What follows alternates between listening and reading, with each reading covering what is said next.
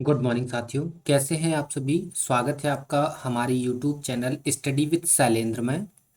साथियों, हम डिस्कस कर रहे हैं प्राचीन भारत का इतिहास और इस वीडियो में हमारा डिस्कशन रहेगा अशोक मौर्य को लेकर। क्लियर है? तो आइए हम देखते हैं। देखिए, हम मौर्य वंश के जो राजा हैं उनमें हम चंद्रगुप्त मौर्य और बिंदुसार के बारे में ऑलरेडी डिस्कस कर चुके हैं। यहाँ पर हम बात कर रहे हैं अशोक मौर्य के बारे में। ठीक है, तो ये हमारा मौर्य वंश का सेकेंड वीडियो है। इसके बाद एक और वीडियो आएगा जिसमें हम मौर्य प्रशासन और परवर्ती मौर्यों के बारे में बात करेंगे। ठीक है साथियों, आइए देखिए, हम अशोक के बारे में बात कर रहे थे। तो अशोक का जो जन्म है वो 304 ईसा पूर्व का माना जाता है। यहाँ पे आप ईसा पूर्व या बीसी भी लिख सकते हैं। क्लियर है?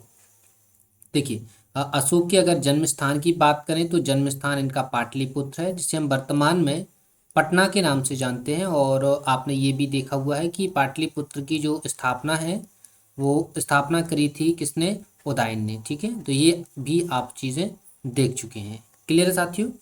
और देखिए, इनकी अगर अशोक की माता की बात करें तो अशोक की माता का नाम शुभद्रांगी था। और इनकी माता का जो नाम है वो हमें एक बौद्ध ग्रंथ है जिसका नाम है दिव्य बदान। इस बौद्ध ग्रंथ दिव्य बदान से हमें अशोक की माता का नाम मिल जाता है। और साथियों, इनके जो अशोक के जो पिता हैं उनका नाम बिंदुसार रहेगा। अशोक के इतिहास के अंदर बहुत सारे भाइयों का जिक्र मिलता है, लेकिन मेनली जो है वो सिर्फ तीन ही भाई रहेंगे जिनका इतिहास में नाम है। जिनमें नंबर एक पर बात आती है सुसीम की, एंड सेकेंड पर स्वयं अशोक रहेंगे, और तीसरा जो नाम है साथियों वो है तिस्से का। ठीक है, तो अशोक को मिलाकर कुल तीन भाइयों का जिक्र जो है वो हमें हमारे लिए इम्पोर्टेंट है। बाकी अलग अलग ग्रंथ जो है वो अलग अलग बातें बताते हैं अशोक के भाइयों के बारे में। जैसे कि एक ये वाले ग्रंथ हैं जो सिंगली अनुश्रुतियों वाले ग्रंथ हैं, या श्रीलंकाई जो ग्रंथ है वो कहते हैं कि अशोक जब राजा बना था तो राजा बनने से पहले उसने अपने 99 भाइयों को मार दिया था।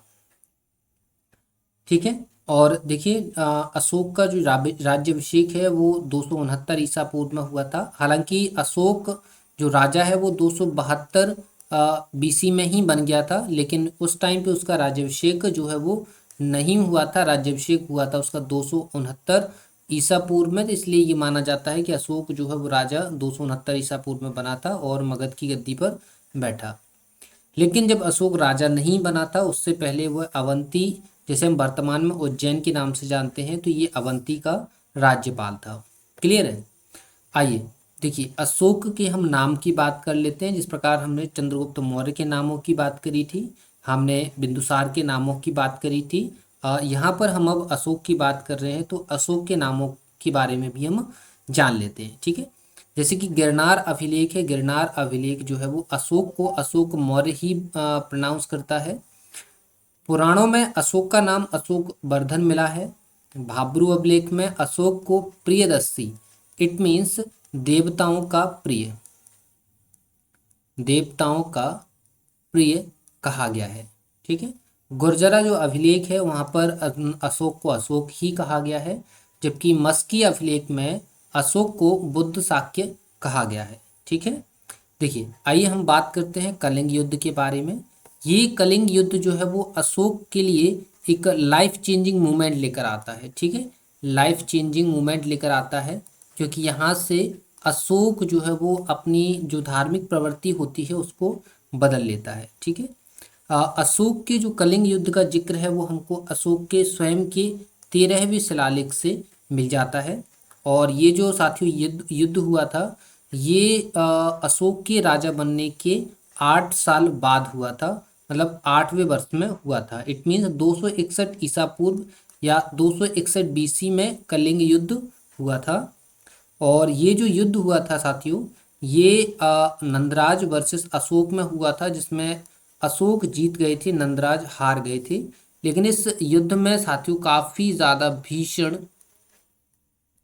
रक्तपात हुआ था।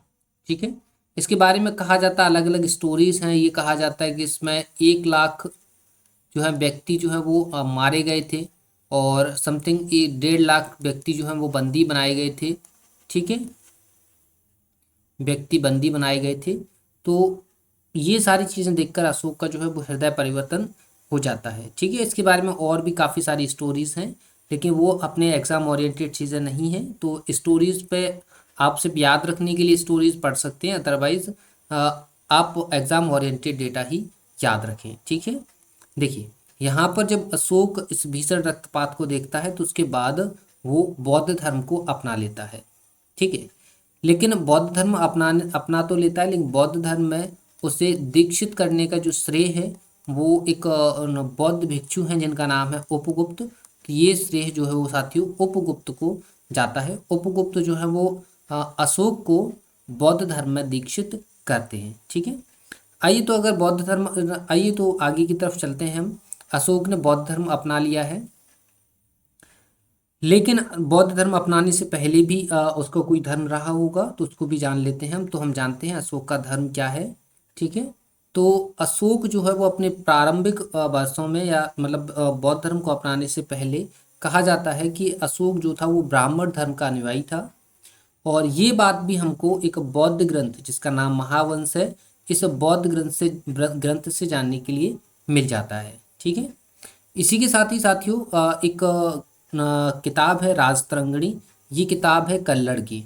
ठीक है, इसकी जो रचयिता है कल्हड़ हैं, और ये किताब कहती है कि अशोक जो है वो शैव धर्म का अनुयायी था। ठीक है, अब लेकिन चूंकि कलिंग युद्ध हुआ, कलिंग युद्ध के बाद उसने जो है बौद्ध धर्म अपना लिया।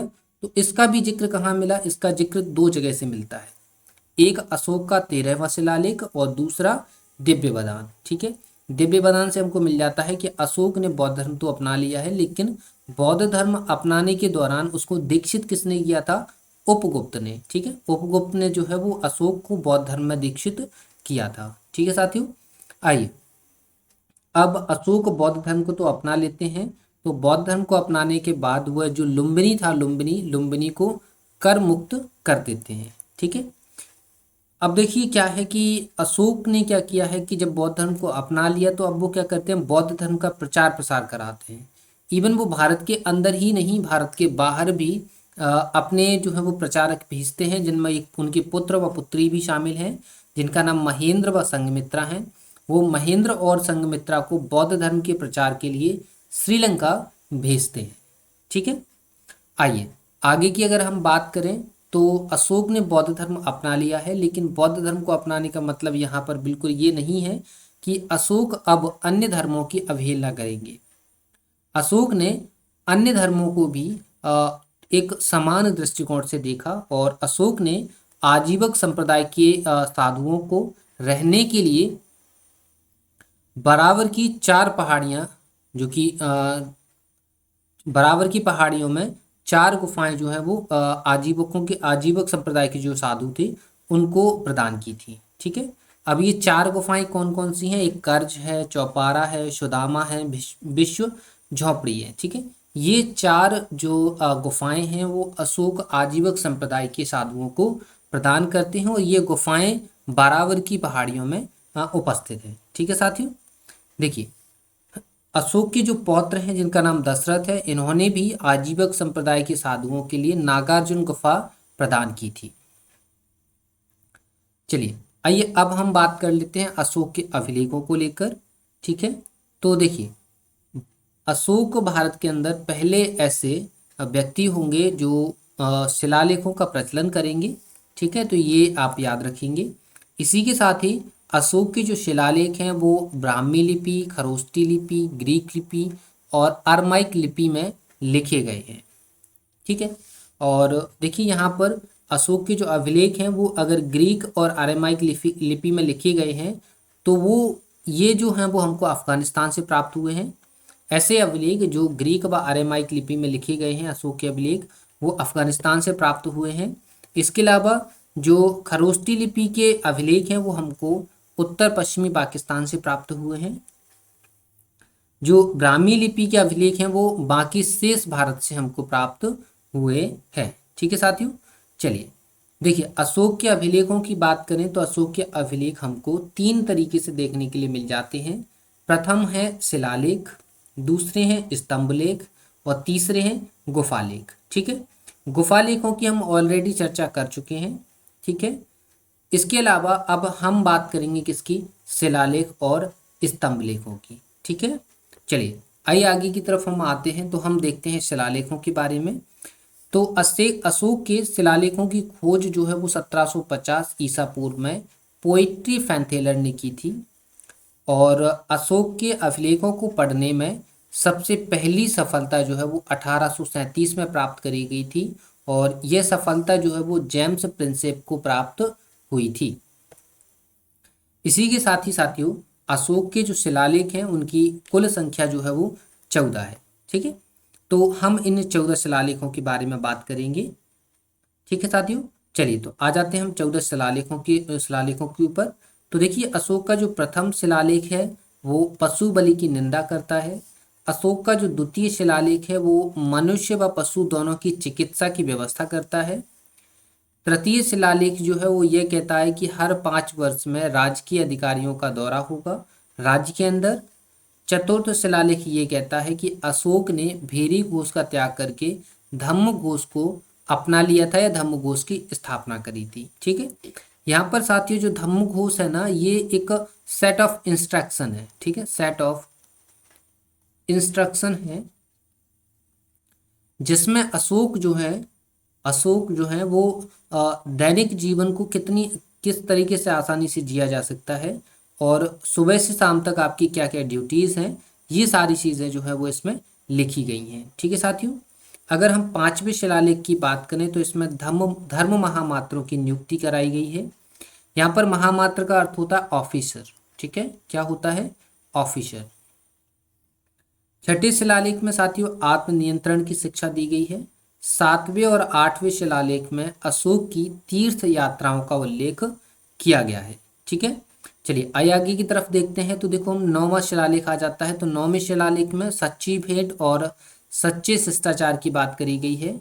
10वां शिलालेख प्रजाहित के बारे में बताता है। 11वां शिलालेख धम्म की व्याख्या करता है, ठीक है, कि अशोक का जो धम्म है वो क्या है। हालांकि अशोक के धम्म के बारे में हम बहुत कुछ चीज़ें जान सकते हैं, लेकिन यहाँ से धम्मों को लेकर कोई भी ज़्यादा क्वेश्चंस आपके एग्जाम में नहीं आते हैं, तो हम उतनी ही चीज़ें जानेंगे जितनी एग्जाम ओरिएंटेड है, ठीक है साथियों। चलिए 12वां शिलालेख स्त्री महामात्रों की नियुक्ति एवं सभी प्रकार के विचारों की समान की या सम्मान की बात करता है, ठीक है। 13वां शिलालेख तो हम देख ही चुके हैं, कलिंग युद्ध की बात करता है, अशोक के हृदय परिवर्तन की बात करता है, और पड़ोसी राज्यों का वर्णन भी 13वें शिलालेख में मिल जाता है, ठीक है साथियों। देखिए 14वां शिलालेख जो है वो उसमें क्या कहता है कि उसमें अशोक ने जनता को धार्मिक जीवन बिताने के लिए प्रेरित किया है। क्लियर है साथियों। आइए तो कुछ अन्य तथ्यों के बारे में भी हम जान लेते हैं। तो देखो, अशोक के स्तंभ लेख हैं। अशोक के स्तंभ लेखों की संख्या 7 है, ठीक है, लेकिन अशोक के स्तंभ लेखों के सब्जेक्ट्स कभी भी एग्जाम्स में अभी तक नहीं पूछे गए हैं, तो हमको सब्जेक्ट्स नहीं जानने हैं। अशोक के स्तंभ लेखों को लेकर जब भी प्रश्न पूछा गया है तो वो प्रश्न स्थान को लेकर पूछा गया है, ये कौन सा अभिलेख जो है वो कौन सा स्तंभ लेख किस स्थान पर प्राप्त हुआ है, ठीक है, तो हम उन्हीं चीज़ों को जानेंगे। क्लियर। तो जैसा कि आपको पता है कि हम लूसेंट तो पढ़ रहे हैं, लेकिन लूसेंट में भी हम वही चीज़ें पढ़ रहे हैं जो हमारी क्या है, एग्ज़ाम ओरिएंटेड है, ठीक है साथियों। हम किसी भी अननेसेसरी और अनयूजफुल डेटा को यहाँ पर इंक्लूड नहीं करते। अगर हमें लगता है कि कोई डेटा बाहर से भी यहाँ इंक्लूड करना चाहिए तो बाहर से भी डेटा को यहाँ पर इंक्लूड किया जाता है। आइए तो देखो, अशोक के जो स्तंभ लेख हैं वो ब्राह्मी लिपि में लिखे गए हैं, और ये जो 7 शिला स्तंभ लेख है ना, अशोक के 7 स्तंभ लेख जो है वो 6 अलग अलग स्थानों से प्राप्त हुए हैं। तो अभी हमने आपको बताया था कि स्तंभ लेखों के सब्जेक्ट्स को लेकर कोई भी प्रश्न नहीं बनता है, उसके स्थानों को लेकर प्रश्न बनता है, तो हम स्थान ही पढ़ेंगे, ठीक है। देखिए स्तंभों के स्थान देख लेते हैं। देखिए प्रयाग स्तंभ लेख जो है वो पहले कौशाम्बी में प्राप्त हुआ था, लेकिन अकबर के शासनकाल में इसकी जगह को बदल दिया गया, और ये जो प्रयाग स्तंभ लेख है वो जहांगीर द्वारा इलाहाबाद के किले में लाकर रखा गया, ठीक है। इसी के साथ ही साथियों दिल्ली टोपरा अभिलेख जो है स्तंभ लेख, ठीक है, स्तंभ लेख ये जो है वो फिरोज शाह तुगलक जो है वो टोपरा से दिल्ली लेकर आ जाते हैं, ठीक है, ये टोपरा जो है वो मेरठ में एक गांव पड़ता है, तो याद रखेंगे आप, ठीक है। दिल्ली मेरठ अभिलेख स्तंभ लेख जो है वो फिरोज शाह तुगलक इसे मेरठ से दिल्ली लेकर आते हैं। रामपुरवा स्तंभ लेख जो है वो चंपारण बिहार से मिलता है। लोरिया अरेराज स्तंभ लेख ये भी चंपारण बिहार से मिलता है। लोरिया नंदनगढ़ ये भी चंपारण बिहार से मिल जाता है, ठीक है साथियों। ये हमारे स्तंभ लेख थे। आइए कुछ अन्य तथ्यों के बारे में हम जान लेते हैं। तो देखिए, आपने पढ़ा था कि प्रयाग स्तंभ लेख, कौन सा, प्रयाग स्तंभ लेख। प्रयाग स्तंभ लेख जो वो कहाँ से मिला था, कौशाम्बी से मिला था, लेकिन बाद में इसको कहाँ पर रिप्लेस कराया गया, इसको रिप्लेस कराया गया कहाँ पर, जहांगीर द्वारा इलाहाबाद के किले में लाकर स्थापित किया गया, ठीक है, स्टैब्लिश किया गया। तो ये जो साथियों कौन सा था, कौशाम्बी अभिलेख जो है वो, कौशाम्बी अभिलेख को एक और नाम दिया जाता है प्रयाग स्तंभ लेख, ठीक है। इस लेख को, कौशाम्बी अभिलेख को या कौशाम्बी स्तंभ लेख को हम रानी का अभिलेख भी कहते हैं, ठीक है साथियों। देखिए, अशोक का सबसे छोटा जो स्तंभ लेख है वो रोमनदेही अभिलेख है, और इसी में अशोक ने लुम्बिनी में धर्मयात्रा के दौरान अशोक द्वारा भू राजस्व की दर घटा देने की घोषणा की थी, ठीक है। और क्या है साथियों, अशोक पृथक शिलालेख में यह घोषणा करता है, प्रथम पृथक शिलालेख में यह घोषणा करता है कि सभी मनुष्य मेरे बच्चे हैं, ठीक है साथियों। तो ये हमारा आज का टॉपिक था। इस सेशन की अगर आपको पीडीएफ चाहिए तो हमारे टेलीग्राम चैनल पर आपको इसकी पीडीएफ मिल जाएगी, और टेलीग्राम चैनल की लिंक जो है साथियों हमारे वीडियो की डिस्क्रिप्शन में आपको मिल जाएगी, ठीक है। वीडियो पसंद आए तो वीडियो को लाइक ज़रूर करिए, और वीडियो को शेयर करना बिल्कुल भी मत भूलिए, और चैनल को सब्सक्राइब जरूर कर लीजिएगा, ठीक है। तो मिलते हैं आपसे नेक्स्ट वीडियो में, तब तक के लिए धन्यवाद।